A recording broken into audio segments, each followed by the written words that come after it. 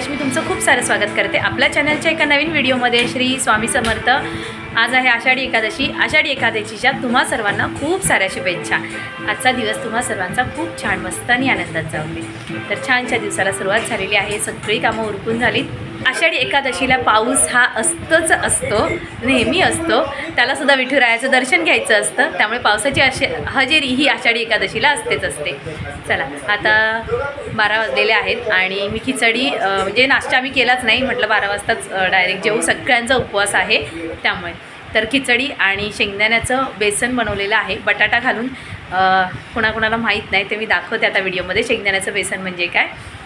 चला आणि दिवसभरात जे काय होईल ते शेअर करते, त्यामुळे व्हिडिओ शेवटपर्यंत नक्की पहा।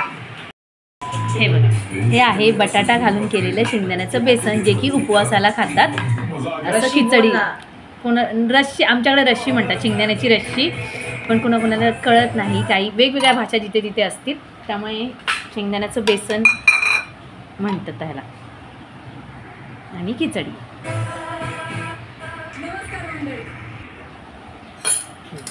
देवाला दाखव आणि मग पप्पांना दे। हे तर मी केसांची काळजी घेताना काय करते याचा अर्धा व्हिडिओ मी याच्या आधीच्या व्हिडिओमध्ये पोस्ट केला होता, तुम्ही जर नसेल पाहिला तर तो व्हिडिओ नक्की जाऊन पहा। तर आता माझं सध्या हेअरफॉल वाढलेला आहे, त्याच्यामुळे मी ही मेथी, अख्खी कच्ची मेथी जी रात्री 1 ग्लास पाण्यामध्ये भिजत घातली होती, पहिली थोडीशीच घातली, नंतर म्हटलं याचा पॅक बनवून लावूया, म्हणून मग पुन्हा मी जास्त मेथी भिजत घातली। सकाळी हिला थोडंसं पाणी ॲड करून, गरम पाणी करून छान उकळून घेणार आहे, जोपर्यंत म्हणजे शिजेल एवढं करून घेणार आहे तिला, मऊ असं।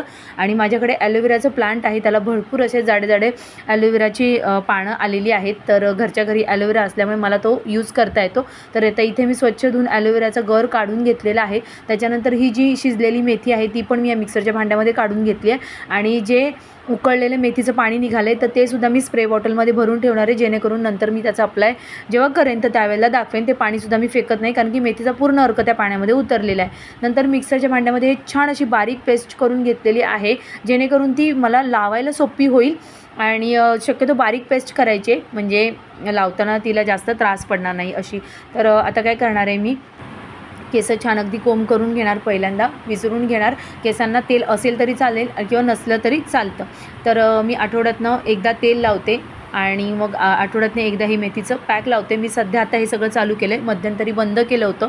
तर माझं ना हार्मोनल चेंज झाल्यामुळे केसांचा हेअरफॉल खूप जास्त वाढलेला आहे, तर मी इंटरनलसाठी सुद्धा काय काय करते मी दाखवेन नंतरच्या कधी व्हिडिओमध्ये तुम्हाला। खाण्यामध्ये पिण्यामध्ये पण थोडेफार बदल केलेले आहेत, आणि आता हे जे मेथीचं पॅक आहे, मेथीचं पाणी आहे, याने मला खूप जास्त फरक पडतो, पहिल्यापासून पडत आलेला आहे, म्हणून मी माझा अनुभव तुमच्यासोबत शेअर करते। माझ्याकडे बिफोर आफ्टरचे जर पहिलेचे फोटो आहेत, किंवा मग कधी ह्याच्यावर सेपरेट व्हिडिओ बनवला ना की मग तेव्हा दाखवेन मी तुम्हाला। मला खूप या फक्त मेथीमुळे मला खूप जास्त फरक पडलेला आहे केसांना, आणि खाण्यापिण्याची पण मी थोडीशी काळजी घेते। आणि याच्या आधी दाखवलं होतं मी तुम्हाला की मी जर तेल लावलं तर रोजमेरी इसेन्शियल ऑइल, साधं खोबरेल तेल आणि कॅस्टर ऑइल हे सगळं मिक्स करून मी तेल छान लावते धुवायच्या 1 दिवस आधी। असं ते आठवड्यातनं एकदा करते, आणि मग आठवड्यातनं एकदा हे मेथीचं जे पॅक आहे ते मी लावते। असं केल्यामुळे मेथीमुळे खूप हेअरफॉल कमी व्हायला मदत होते, आणि ह्याचा जो रिझल्ट आहे तो मी तुम्हाला 3 महिन्याने दाखवेन, कारण की कोणत्याही रेमेडीला वर्क करायला ॲटलिस्ट 3 महिने आपल्याला द्यावे लागतात। आपल्या बॉडीमध्ये सुद्धा कोणतेही चेंजेस व्हायला 3 महिन्याचा वेळ अवधी आपल्याला द्यावा लागतो, त्यामुळे लगेच कोणतीच गोष्ट होत नाही, तेवढे पेशन्स आपल्याकडे असावे लागतात। माझ्याकडे आहे आणि माझ्याकडे अनुभव पण आहे, त्यामुळे मी कंटिन्यू करणार आहे आता। तर आता हे मी सगळ्या केसांना ही मेथीचं पॅक जे आहे ते पूर्ण व्यवस्थित अगदी मुळामुळांना लावून घेणार आहे, भांगामध्ये लावून घेणार आहे। थोडंसं असं ते वियर्ड वाटतं आणि थोडंसं असं त्रासदायक वाटू शकतं, पण काय करणार, केसांसाठी मला तेवढं करणं गरजेचंच आहे। तर आता हे छान सगळं लावून घेते, आणि मस्त जे जुडा बांधून वर ठेवून देते, आंबोडा बांधून, आणि 1 तासाने मी हे धुवून टाकेन।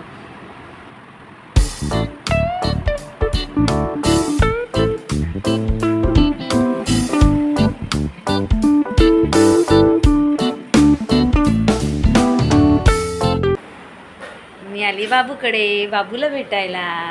खूप दिवस झाले बाबूला भेटली नाही माझ्या ना। हाय, एकादशीच्या शुभेच्छा। एकादशीच्या शुभेच्छा। हां, तू काय खाल्लास? एकादशी खिचडी खाल्ली? अच्छा, उपवास आहे तुझा? अच्छा, एका दिवशीला उपवास असतो.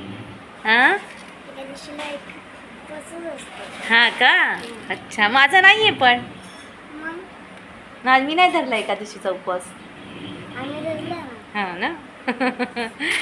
बाबू म्हणतो एकादशीला उपवास धरायचा असतो. अच्छा, भारतीकडे आली होती, काही कामं पेंडिंग राहिली होती 2-3 त्यामुळे. काय खायचं ना. तर वाशीला गेलो होतो आणि आत्ताच आले मी वाशीवरून. तर काही कामानिमित्त गेलो होतो, ती कामं झाली सगळी आणि यांना सुट्टी असली की मगच मला जाता येतं. तर जनता मार्केटला पण जायचं होतं. 2-3 म्हणजे जी घड्याळ होती घरामध्ये ती बंद पडलेली होती आणि म्हणजे त्यांचं काही काम करायचं होतं. तर जनता मार्केटला ओळखीचा एक घड्याळवाला आहे, तर यांचं पण घड्याळाला सेल वगैरे टाकायचे होते. मशीन बंद पडली होती ती. परत माझे पण घड्याळ होती, त्याचे 2-3चे बेल्ट बदलायचे होते. चांगली घड्याळ आहेत, घालताच येत नव्हती, तर त्याचे पण बेल्ट वगैरे बदलून आणले. भारतीकडे पण काम होतं, मम्मीने माझं थोडंसं सामान भारतीकडे ठेवलं होतं, तर ते पण घेऊन यायचं होतं. तांदूळ घेऊन यायचे होते भारतीकडनं रेशनचे, कारण की मला रेशनचे तांदूळ मिळत नाहीत, त्यामुळे मग भारतीला मिळतात. मग मला लागले की मी तिच्याकडनं घेऊन येते, तर ते पण आणायचे होते. अशी सगळीच कामं होती आणि मम्मीने माझ्यासाठी काय पाठवलं आहे ते दाखवते तुम्हाला. आणि संध्याकाळी आज आहे साबुदाणे वडे बनवणार आहे मी. साबुदाणे वड्यांचा बेत आहे, तर त्याचं जे सामान लागतं ते पण येता येता घेऊन आली, म्हणजे मग परत खाली जायला नको.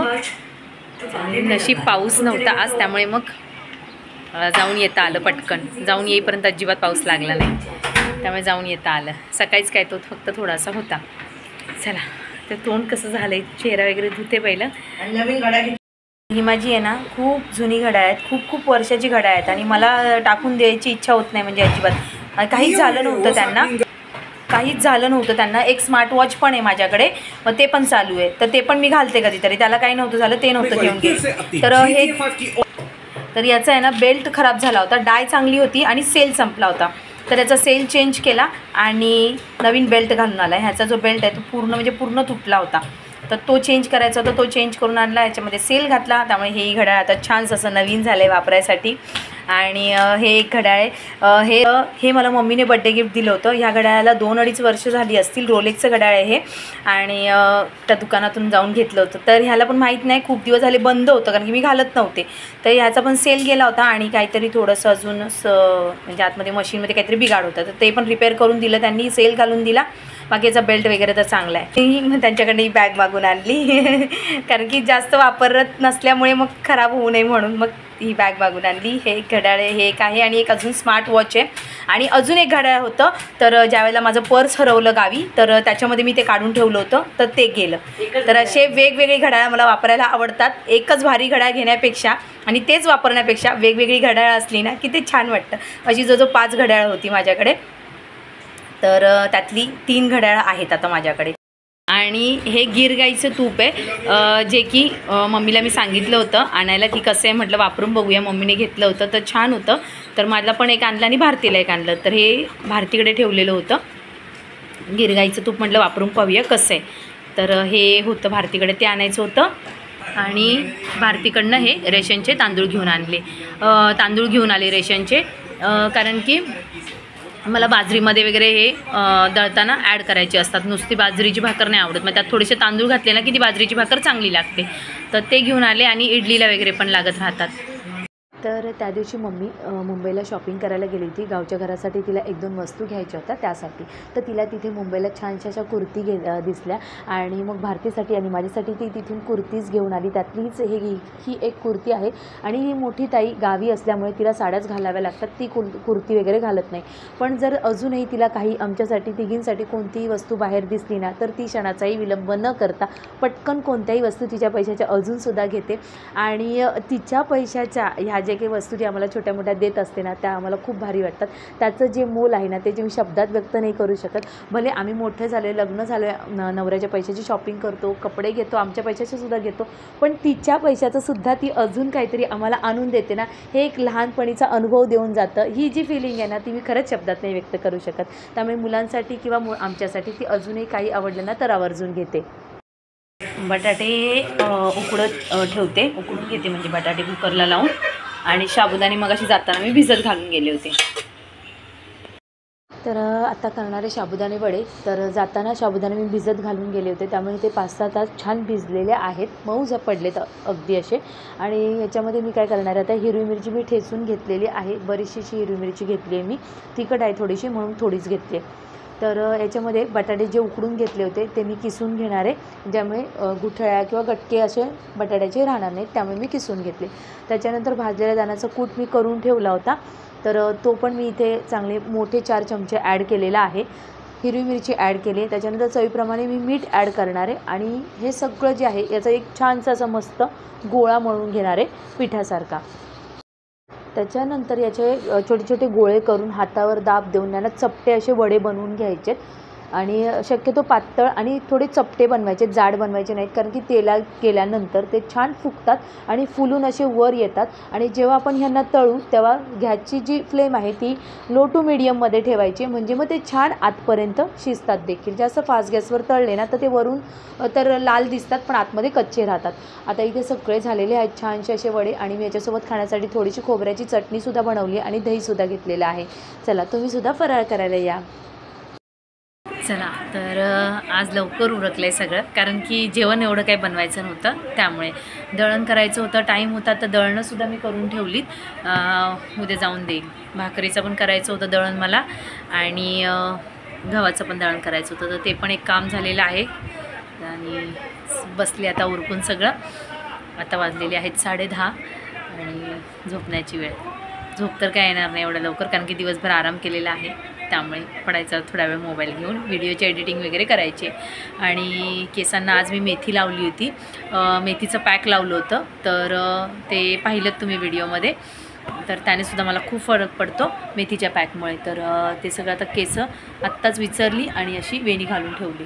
नाहीतर काय होतं, जर वेणी घातली नाही ना आणि तशीच मोकळी सोडली केस की मग सकाळपर्यंत खूप गुतडा होतो आणि मग गुतडा झाल्यामुळे अजून केस गळतात. त्यामुळे मी रोज संध्याकाळी अशी केस विचरून वेणी घालून ठेवते. असं किती पातळ झाली, होईल वेळ लागेल पण होईल. ठीक आहे, चला आजचा व्हिडिओ एंड करण्याची वेळ झालेली आहे आणि आजचा व्हिडिओ मी इथेच एंड करते. तुम्हाला कसा वाटला नक्की कमेंट करून सांगा. व्हिडिओ आवडला असेल तर लाईक नक्की करा, लाईक तुम्ही करायला विसरता, त्यामुळे लाईक नक्की करा आणि नवीन असाल तर चॅनलला सबस्क्राईब अवश्य करा. उद्या पुन्हा भेटूया आपण अशाच एका छानशा नवीन व्हिडिओसह. तोपर्यंत बाय बाय.